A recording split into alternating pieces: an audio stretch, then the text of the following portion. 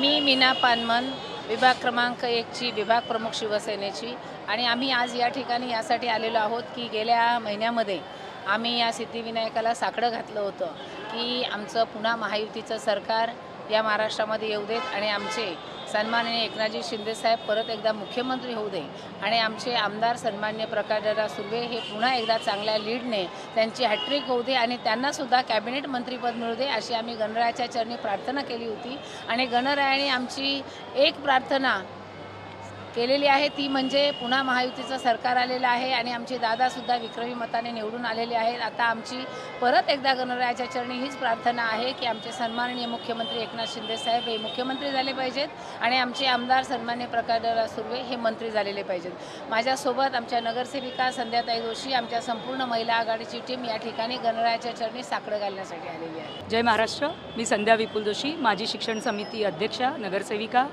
आणि आज आम्ही ह्या ठिकाणी जवळपास 50 महिला या ठिकाणी प्रमुख महिला आम्ही या ठिकाणी सिद्धिविनायक महागणपतीसाठी या ठिकाणी साकडं घालायला आलेलो आहे की आमचं महायुतीचं सरकार या ठिकाणी आलेलं आहे आणि आमचे एकनाथ शिंदे साहेब पुन्हा एकदा या ठिकाणी CM पदावर बसले पाहिजेत।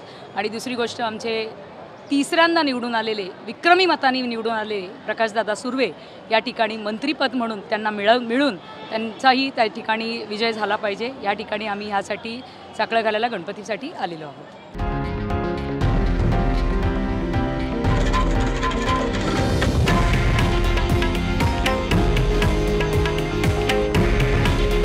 हे आहे देशातील नंबर 1 न्यूज नेटवर्क आणि आपण पाहत आहात TV9 मराठी।